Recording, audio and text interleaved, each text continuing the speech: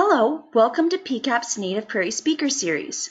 My name is Caitlin Rose and I am the Stewardship Coordinator with Saskatchewan Prairie Conservation Action Plan, or PCAP. Today, Heather Harris, wildlife biologist with Montana Fish, Wildlife and Parks, will be speaking about swift fox and the Montana Conservation Strategy. Every month, PCAP asks someone to present either in the form of a webinar or an in-person talk in a Saskatchewan community on anything to do with native prairie conservation or species at risk. Check out the PCAP website for more information about upcoming presentations. I would like to take a moment to note that financial support for today's webinar is provided by our gold sponsors, Crescent Point Energy, Sask Energy, Sask Power, and Wildlife Habitat Canada. Our supporting sponsor, Eco-Friendly Sask, as well as Environment and Climate Change Canada. In-kind support for today's webinar has been given by Montana Fish, Wildlife and Parks. A reminder to all of our listeners out there, if you have any questions during the presentation, please feel free to type into the question section of the webinar dashboard at any time during the presentation, and questions will be answered at the end of the webinar. Now, a bit about today's presenter.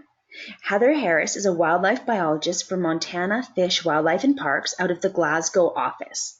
She started her position in 2014 and as the non-game and fur-bearer specialist for Region 6, which is northeastern Montana, has worked with a wide variety of prairie species, including a large amount of time on monitoring and management of swift fox. She grew up in North Bay, Ontario, Canada, and moved around for a variety of technician positions and post-secondary education before landing permanently in Montana. So with that, I'd like to pass it over to Heather.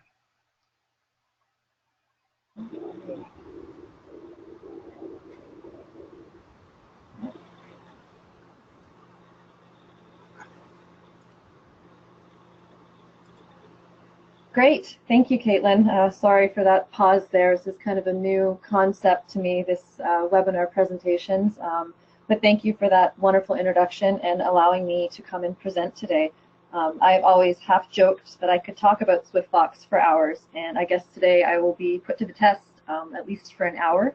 But don't worry, I have lots of cute fox pictures to hopefully keep everyone engaged. Today I'm going to talk about swift fox biology, ecology, and history, as well as the Montana Swift Fox Conservation Strategy. So the swift fox was first recognized as a distinct species by Lewis and Clark. It was first encountered on July 6, 1805 in the vicinity of Great Falls, Montana. At the time, Captain Lewis referred to the animal as a remarkably small fox. 2 days later, one was shot, and it was carefully described by Lewis. He noted the remarkably long claws and later, on July 26, mentioned the black tip of its tail, another distinguishing feature of the species. Despite these sightings, it was not formally described and scientifically named until about 20 years later in 1823.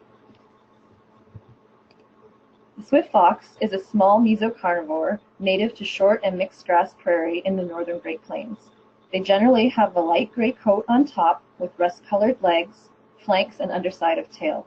The top and the tip of the tail is black. The snout generally has black patches. They're one of the smallest native canines, weighing only 4 to 6 pounds, which is less than a jackrabbit. They are roughly the size of a house cat, primarily nocturnal, and as their name suggests, they are very fast, able to run up to 40 miles an hour or 60 kilometers an hour.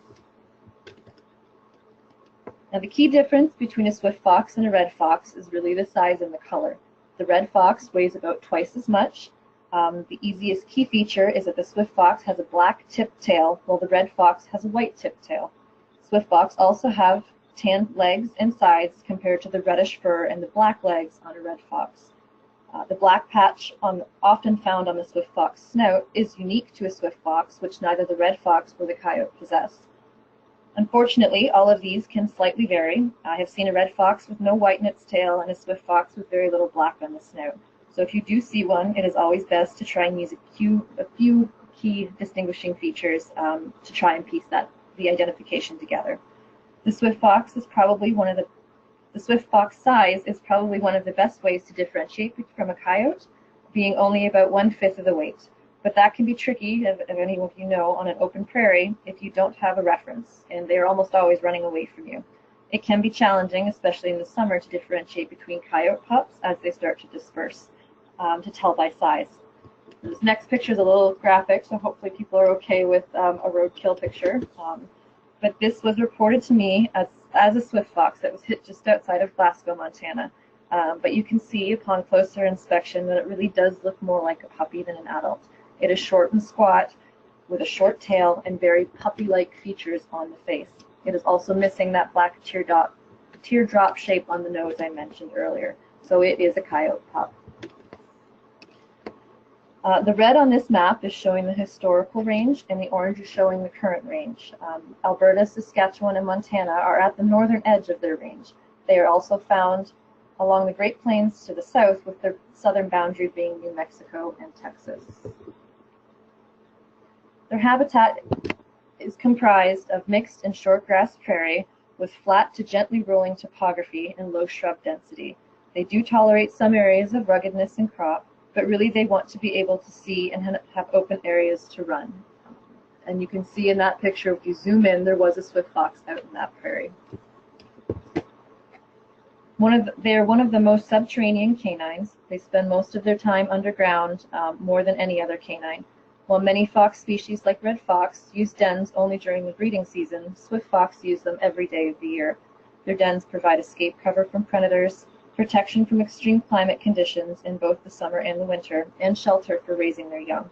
Although swift foxes can dig their own dens, they prefer to use abandoned dens that were built by other mammals, like ground squirrels or badgers. Once they find an existing den they like, they will dig it out more to make it larger. One den may have several entrances, but they also have dens spread out over the area they live.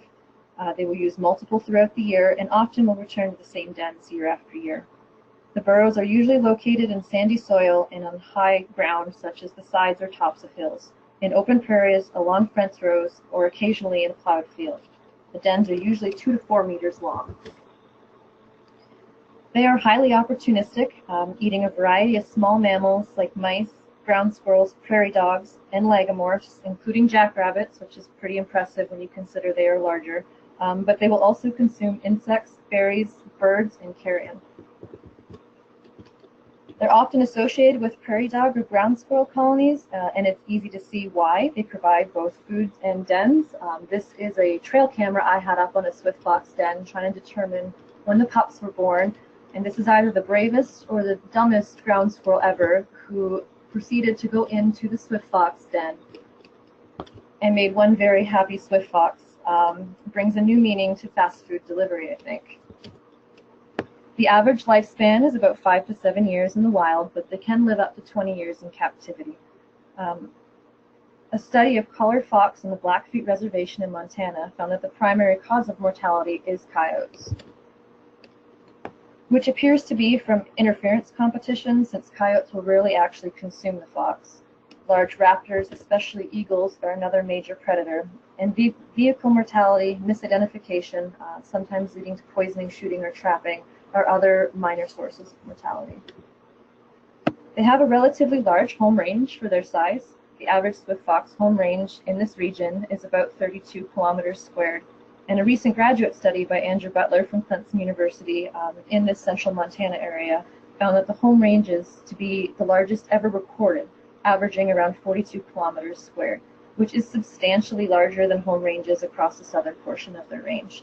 The average home range size in northeast Colorado was estimated to be about 4 kilometers squared, or in Wyoming, about 11.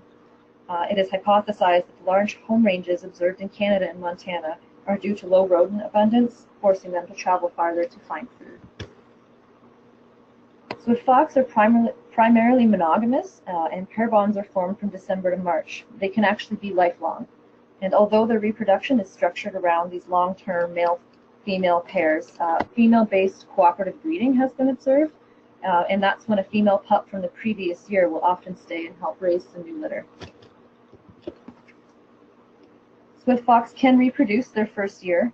Breeding occurs around March in northern Montana and Canada, and gestation is around 51 days, meaning the young are usually born around May. The average litter size is 3 to 6 pups, and the pups live their first 4 to 6 weeks entirely underground. Both parents provide for the young, and even though they are weaned at 6 to 7 weeks, they will remain with the adults for 4 to 6 months, which is longer than any other North American canine.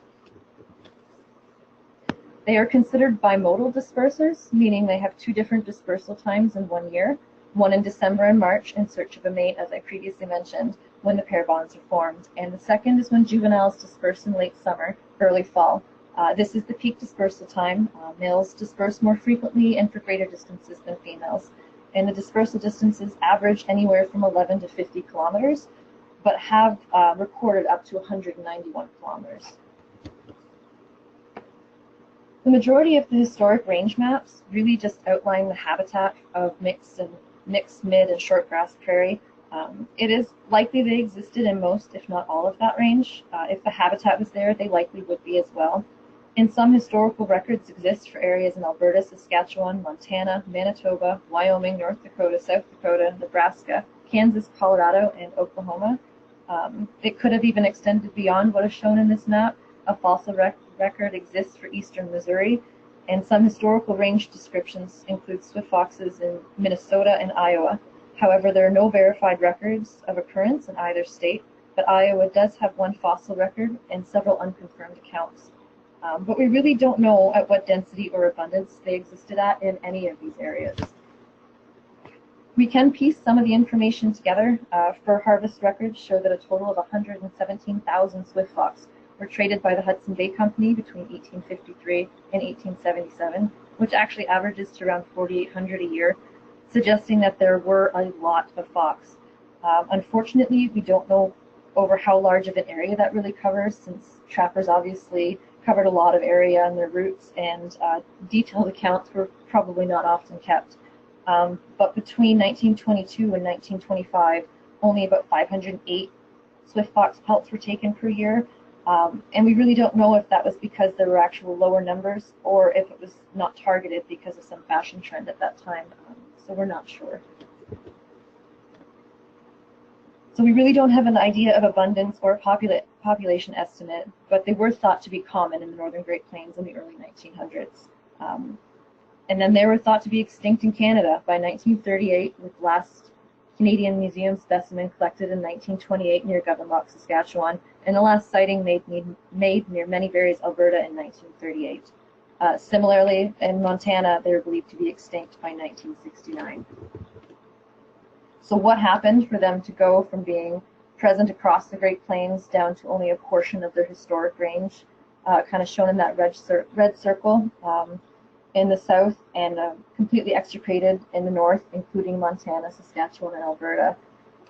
They were likely impacted by commercial trapping at the time, as well as habitat alteration or conversion, but the greatest impact was likely from federal eradication and poisoning campaigns that were targeting coyotes and wolves, both directly and indirectly, with poisoning reducing swift fox food sources such as prairie dogs and ground squirrels.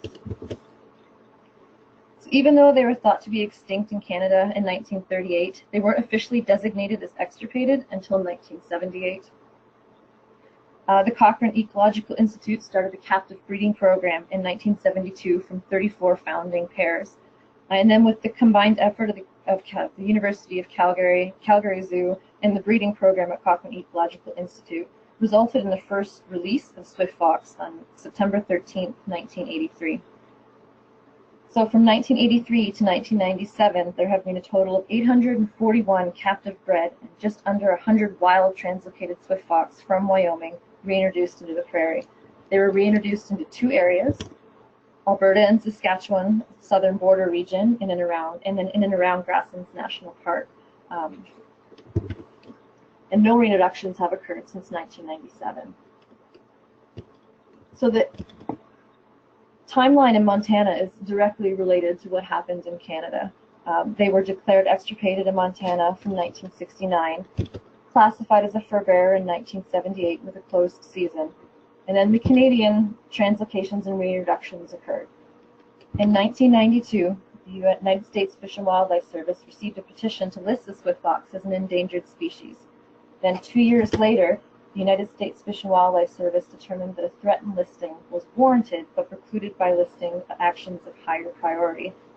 When this happened, the warranted but precluded finding, it prompted state wildlife agencies within the current and historic range of the swift fox to start the swift fox conservation team to work cooperatively and collectively on swift fox management and conservation. The conservation team, in coordination with the Fish and Wildlife Service and other interested parties, assembled existing information, collected new biological data, and implemented swift fox monitoring and management programs, resulting in a better understanding of the species status and more coordinated approach to management. They developed a strategy in 1997, and then the swift fox conservation team's conservation assessment and strategy was updated in 2011. The 2011 conservation assessment and strategy defined 8 primary objectives for 2011 to 2020. I'm going to apologize here. I'm going to read through these. I know it's a lot of writing. However, they do come up later in the presentation, and I think they are very important. Montana has been involved in an active partner since the initiation of the swift fox conservation team, and our work has been guided by their 8 primary objectives, which one is to maintain a swift fox conservation team to include 1 representative of each of the state wildlife agencies within the historic range of the swift fox. 2, maintain swift fox distribution in at least 50% of the suitable available habitat. 3, periodically evaluate the status of swift fox populations. 4, identify and conserve existing native short and mixed grasslands, focusing on those with habitat characteristics conducive to swift fox. 5, facilitate partnerships and cooperative efforts to protect, restore, and enhance suitable habitats within potential swift fox range. 6, identify and encourage research studies that contribute to swift fox conservation and management. 7, promote public support for swift fox conservation activities through education and information exchange. And 8, maintain swift fox population viability such that a listing under the U.S. Endangered Species Act is not justified. So that was a lot. That was a lot of background information. So hopefully everyone is still awake and hanging in there. And if you have been, you're probably wondering, the most obvious question is, were the reintroductions in Canada a success?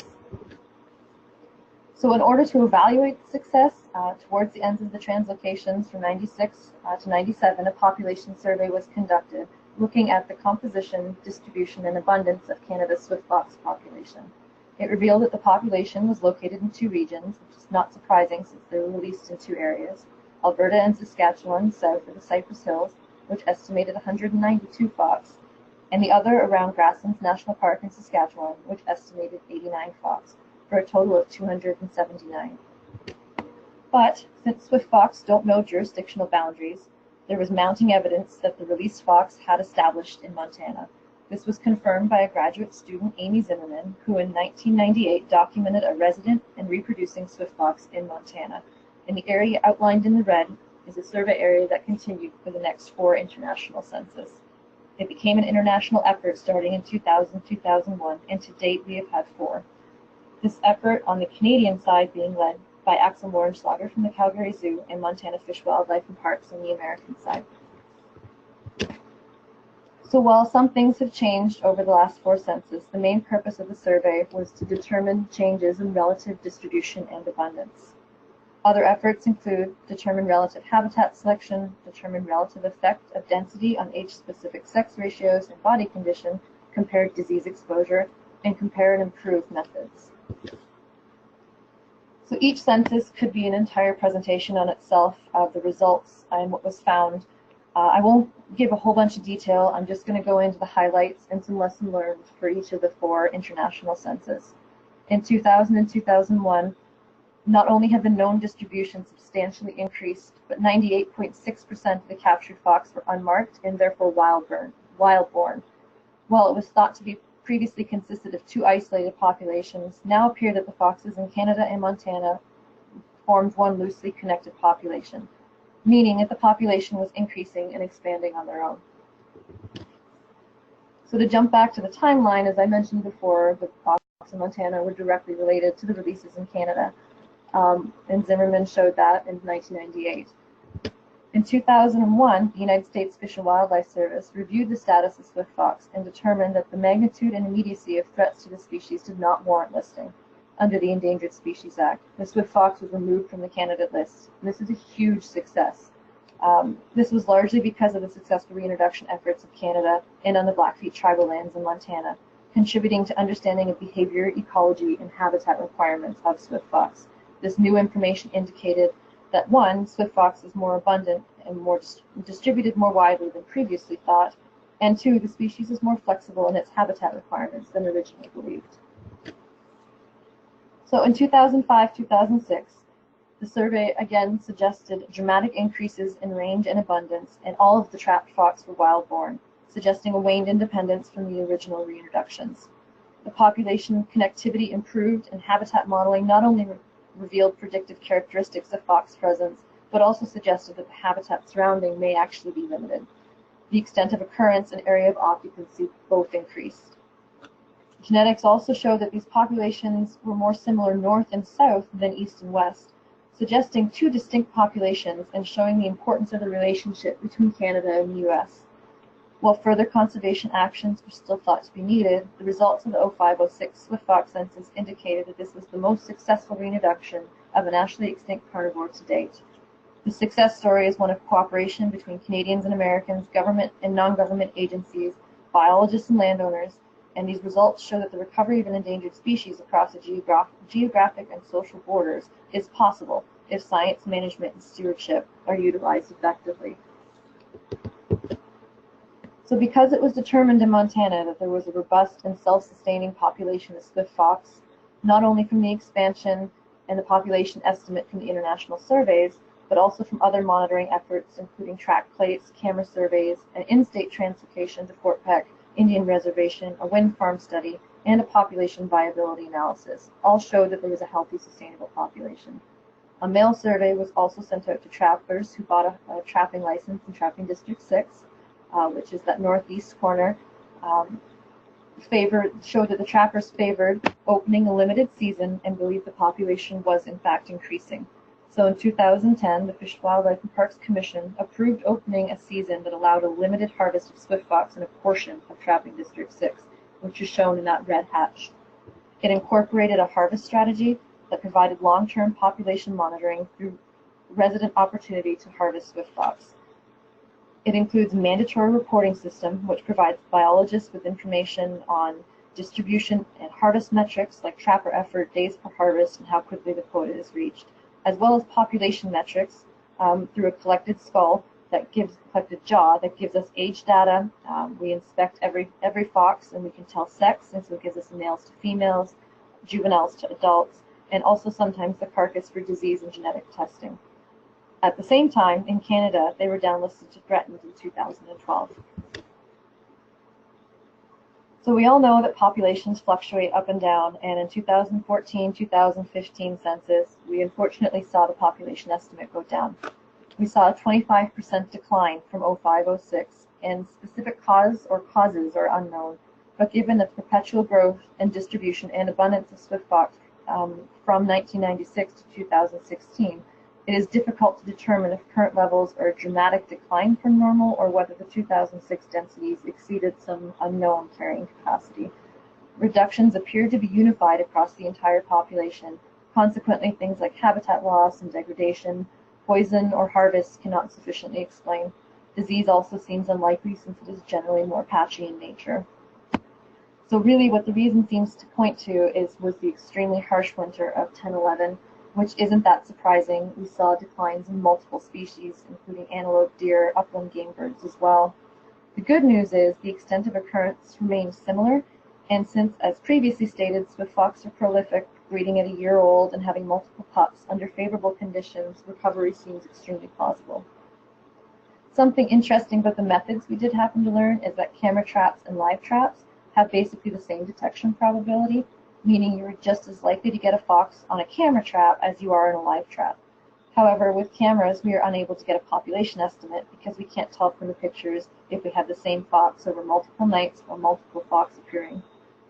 But it does allow us to potentially switch to a different method that's less intense, less expensive, and potentially be able to use cameras for a future option for surveys.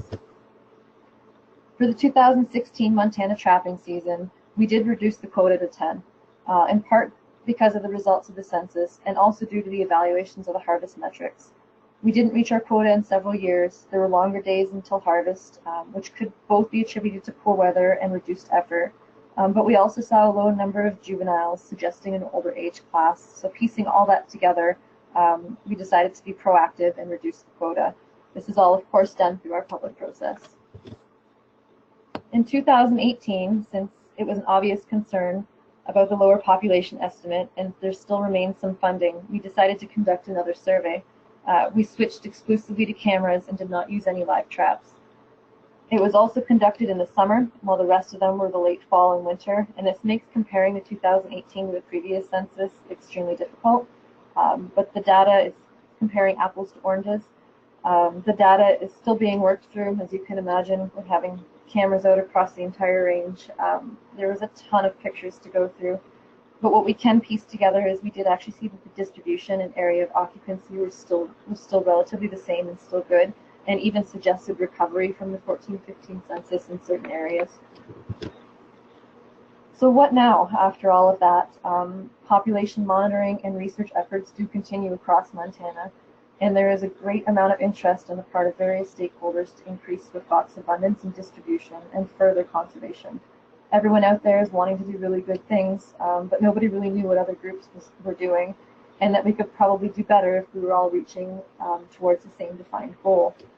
So at present, a gap in the swift fox distribution occurs largely in the southeastern and east central part of Montana, and as you can see, Montana plays a huge role when it comes to meeting the swift fox conservation team. Objective number 2, if you remember back, is to maintain swift fox distribution in at least 50% of the suitable available habitat.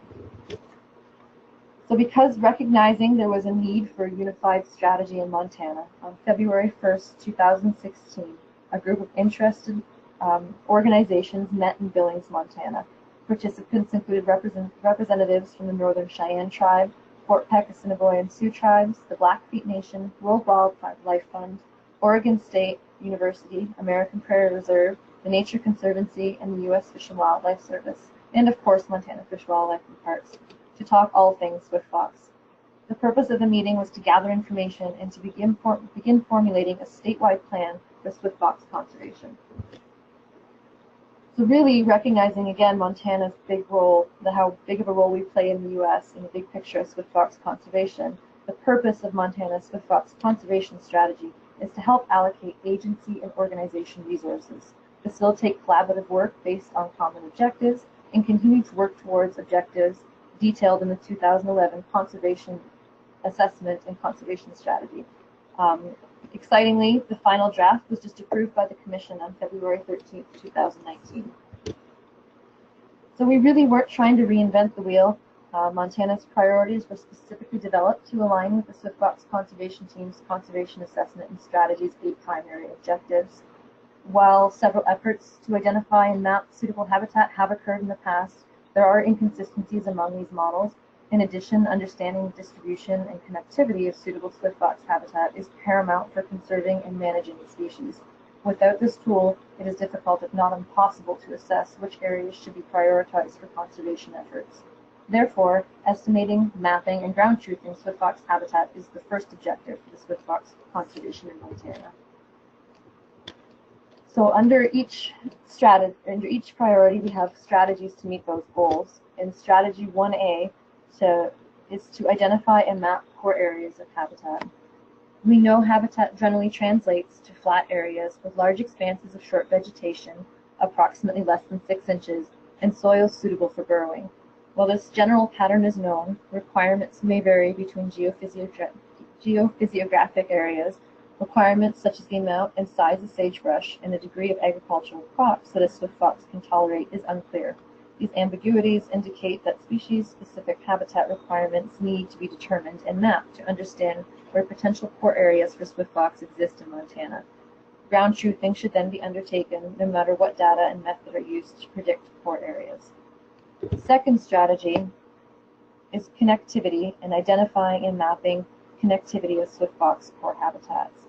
Dispersal of swift fox is critical for continuing to expand distribution and linking populations over the long term. Factors that inhibit or are barriers to dispersal are currently unknown. Identifying habitat features and mortality factors that limit or aid dispersal would be beneficial for mapping and prioritizing linkage zones among core areas. Major rivers are likely barriers for swift fox dispersal, including the Missouri and the Milk River in Montana.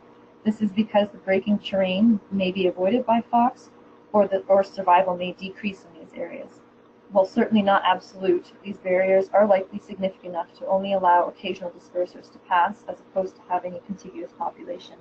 Determining habitat corridors will aid targeted habitat conservation effort and identify areas that could potentially be improved or enhanced to become a functional corridor. The priority 2 to conserve swift fox habitat and movement corridors. Once core habitat and connectivity zones have been identified, resources must be directed towards conservation and management of these lands. Efforts should be directed primarily at occupied habitat and secondarily at suitable. These efforts align with Swift Fox Conservation Team's objectives number 4 and number 5 to identify and conserve existing native shortgrass and mistgrass grasslands and facilitate partnerships and cooperative efforts to protect, restore, and enhance suitable habitats within potential Swift Fox range. The strategy 2A is to conserve swift fox habitat on private lands. Efforts should be implemented to maintain interest and cooperation with private landowners. Federal and state programs should be implemented when possible to protect suitable habitat and enhance marginal habitat, including corridors for dispersal. One program currently available that could benefit swift fox through grassland conservation efforts is the Montana's Working Grasslands Initiative. The goal of the Working Grasslands Initiative is to help support viable populations of grasslands associated with wildlife, providing non-regulatory conservation tools to private landowners interested in retaining and enhancing Montana's native grasslands through working land agriculture. Strategy 2B is to develop specific swift fox habitat management guidelines. At present, there are very few specific guidelines for managing or manipulating habitat to maintain or improve it for swift fox. Information on features that benefit or inhibit swift fox survival, reproduction, and dispersal needs to be developed and incorporated into habitat management guidelines. Strategy 2C is to conserve swift fox habitat on public lands. To work with the land managers, including the Bureau of Land Management, Department of Natural Resources and Conservation, and the Fish and Wildlife Service, and utilize federal and state programs available to ensure persistence of suitable habitat on these public lands.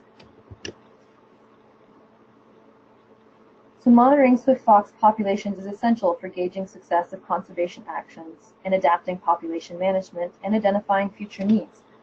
This priority aligns with the Swift Fox Conservation Team's objectives number 2 and number 3 to maintain swift fox in at least 50% of suitable habitat and periodically evaluate the status of swift fox populations. Strategy 3A, to develop and fund a repeatable long-term population distribution survey technique. Current and regularly occurring monitoring efforts include 3 main components. One is the international census that occurs approximately every 5 years over a limited area, which is really completely funded by Canada. A collection of location and sex and age data from harvested fox, only within a very small portion of the region. And the third is a compilation of anecdotal occurrence records, genetic and other samples across the state. While these activities do provide pieces of information that inform swift fox conservation in various areas of the state, they do not individually or collectively represent a consistent range-wide depiction of distribution and status that would fully inform swift fox conservation and management. Therefore, the development and funding of a long-term repeatable survey technique that is feasible and effective to monitor population distribution and trends would help monitor existing populations and also evaluate the success of future conservation efforts. So the Swift Fox Conservation Team lists maintaining swift fox at least 50% of suitable habitat as an objective. I've mentioned that a few times. And priorities 1, 2, and 3 are steps towards achieving that goal and objective and understanding Montana's status relative to the objective. Ideally, swift fox populations will increase and disperse naturally and through habitat conservation efforts. However, if necessary, other efforts can also be used to increase the distribution and abundance of swift foxes. So strategy 4A is to foster public awareness and support for swift fox's expansion of habitat programs. Ideas are to potentially develop a citizen science project that can engage the public and promote awareness of swift fox conservation and related habitat conservation programs, such as the Working Grasslands Initiative. Doing so should facilitate natural recolonization and potentially improve abundance. Strategy 4B is to improve core and dispersal habitat quality on public and private lands. Natural recolonization may be aided by implementation of habitat management guidelines as identified as part of Strategy 2B, which was to develop specific habitat management guidelines. Strategy 4C is to expand distribution of swift fox via strategic reintroductions in priority areas. Reintroductions have been used for improving the distribution and abundance of swift fox, obviously in Canada, Montana, and South Dakota. Where suitable habitats are identified within Montana, additional reintroductions may accelerate increases in distribution and abundance of foxes if natural recolonization does not appear to be occurring at a significant rate. Areas should be prioritized strategically relative to the potential capacity for swift fox, connectivity within the core areas, and the ability to facilitate further range expansion. Prioritization will allow for more efficient use of available funding to yield the greatest benefits for swift fox conservation. Reintroductions are never something to be taken lightly, and the groundwork must be done first. So a big part of the conservation strategy includes a harvest management section. And the basis for Fish, Wildlife and Parks recommending a limited harvest for swift fox will be swift fox population status, public support, incidental take, and trapper interest. Harvest season recommendations follow the established Fish and Wildlife Commission process for implementing any harvest season, which requires Fish and Wildlife Commission approval and opportunity for public comment. All harvest season justifications must describe prior history, why the proposed change is necessary, what the current population status in relation to the priorities outlined in the Montana Swift Fox strategy. In addition, a population viability analysis will inform persistence and population under various harvest levels. Provide information related to any weather, habitat factors that have relevance to this change, including habitat security, hunter access, vegetation surveys, weather index, snow conditions, temperature, precipitation information. And contacts made with individual sportsmen, landowner, public groups, or organizations regarding the proposal and indicate their comments. And this is both pro and con. So to inform the sustainability under various harvest levels, we ran a population viability analysis.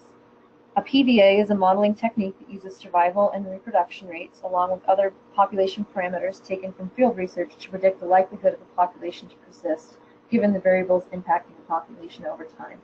The analysis allows for various harvest levels to be tested to understand the population's response to any harvest recommendation. So we used Vortex to model the effects of various levels of harvest on swift fox in Region 6. This model used population parameters described by Axel Mohrenschlager in 2006.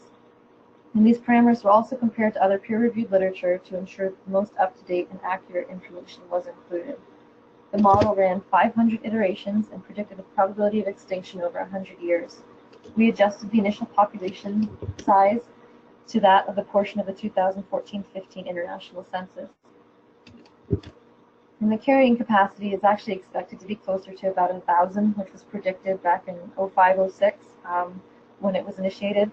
But to ensure we made as conservative estimates as possible, we reduced it to 500 for this modeling. We ran the PVA starting at a level of 0 and increased the harvest by 10 and went up to 100.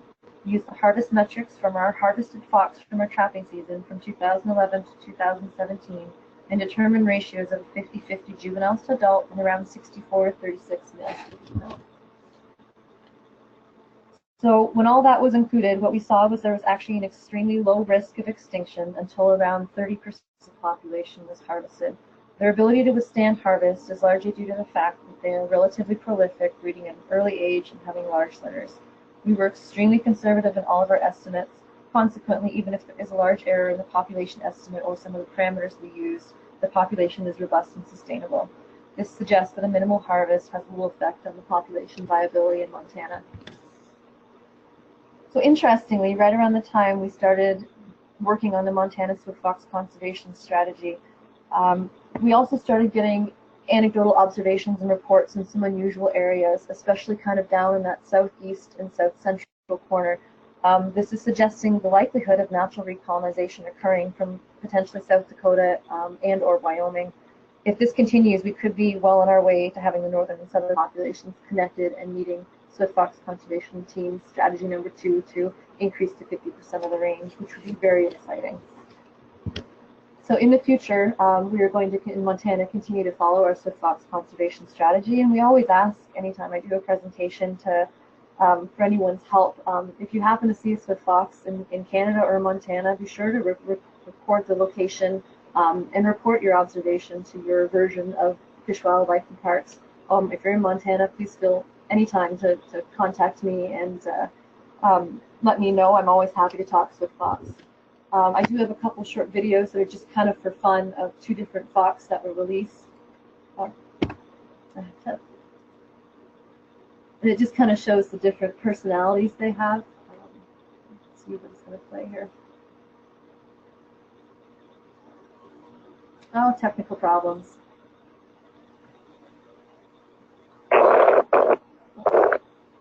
Just a slow connection, I guess.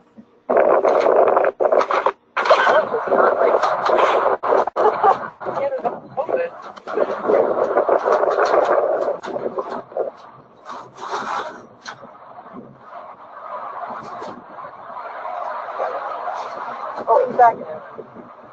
Fuck, but.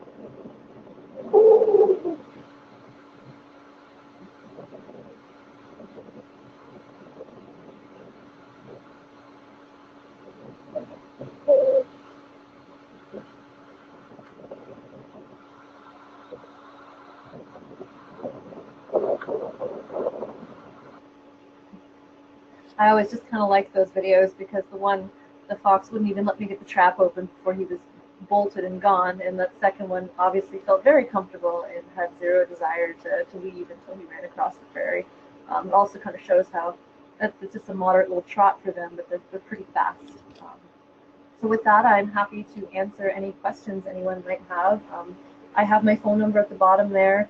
My email, I should have had there, I apologize, is heparis, HARRIS, @mt.gov. If anybody wants to email and talk Swift Fox, or if they think they see one and want me to kind of look at it, if you're unsure of the identification, I always love to, like I mentioned at the beginning, to talk fox, so please feel free to contact me. Thank you, Heather. That was a really, really awesome presentation. Thank you so much. Those videos at the end there, you're right, really show the character of the animals. You can see why they're called Swift Fox. They just zoom God. They come by their name, honestly. Yes, definitely. To all of our listeners out there, if you have any questions, please feel free to type it into the question section of the webinar dashboard. And Heather, it looks like we do have a couple questions here. A listener named Michael would like to know, how did Swift Fox evolve the habitat scavenging strategy that you mentioned?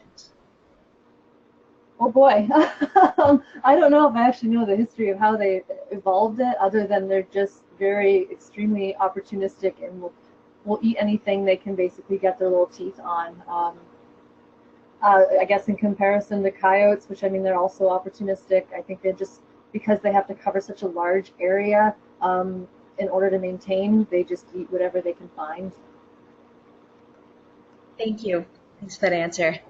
A listener named Erica would like to know why you've considered harvest, and her question's quite long, but I'll try to summarize it here.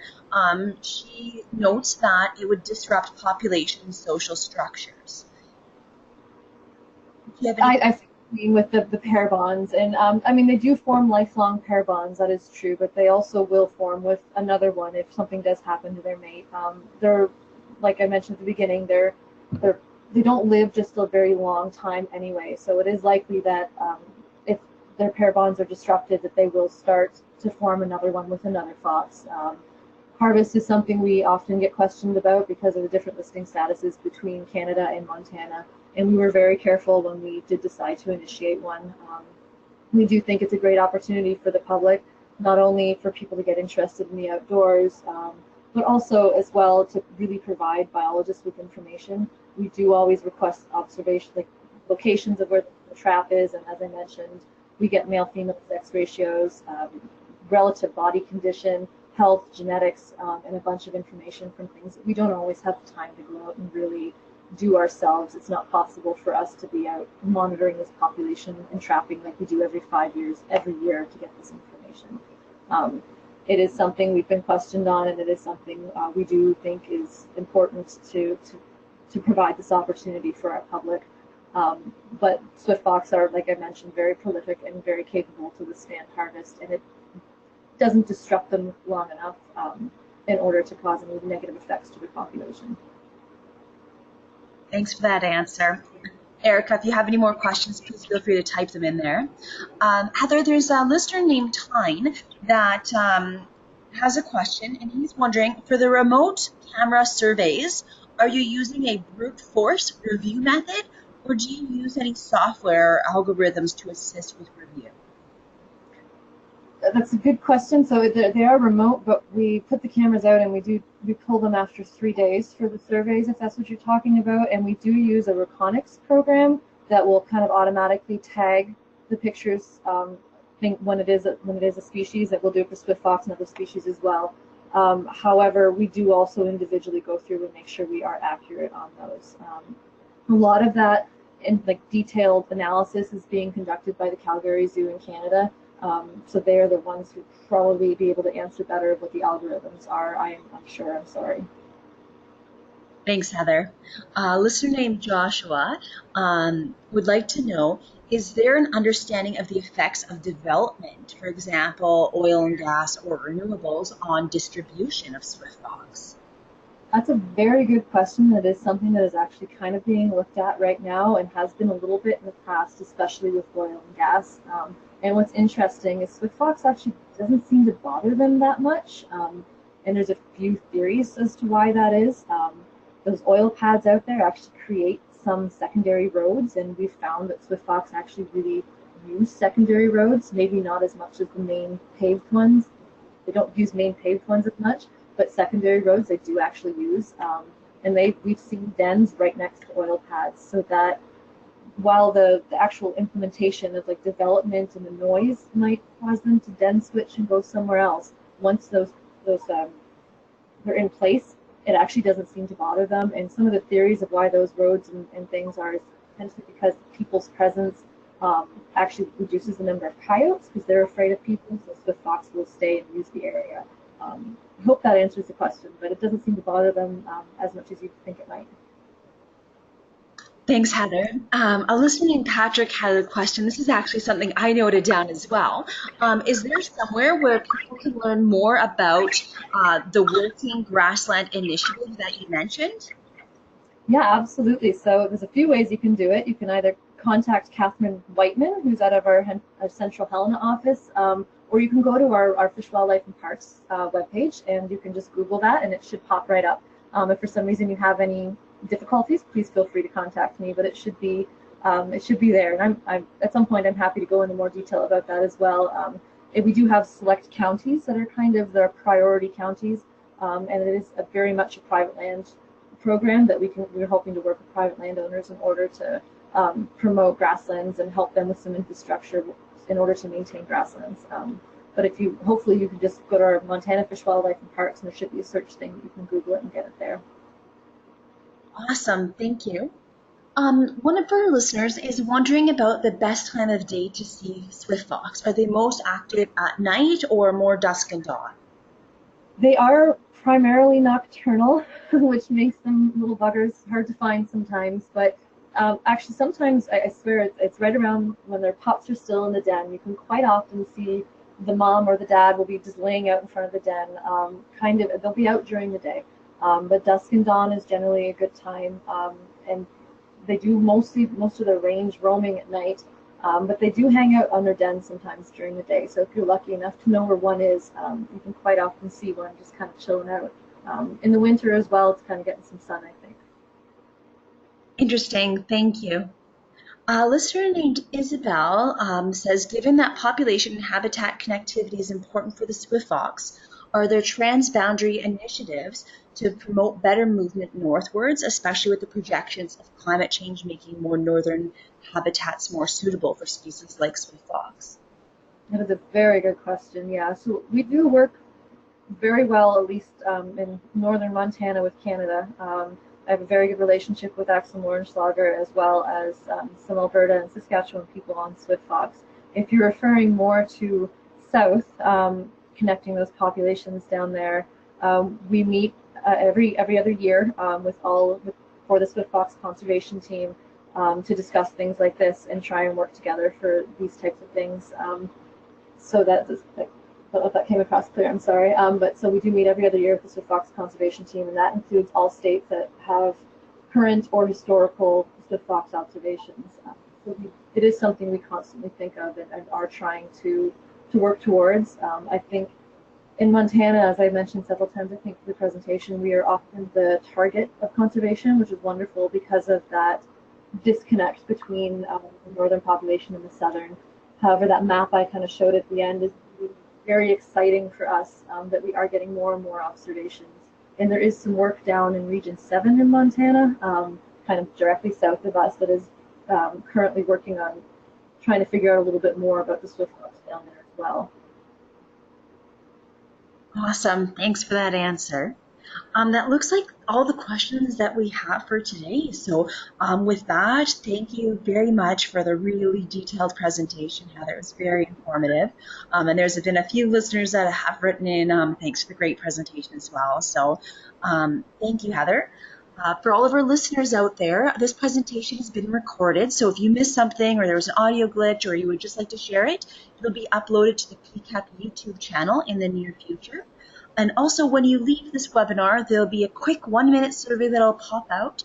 If you don't mind filling that out, we would really appreciate it. It helps us report back to our funders about the success of this program so we can keep our Native Prairie Speaker Series going into the future. So with that, thank you very much, everyone, and have a great rest of your day.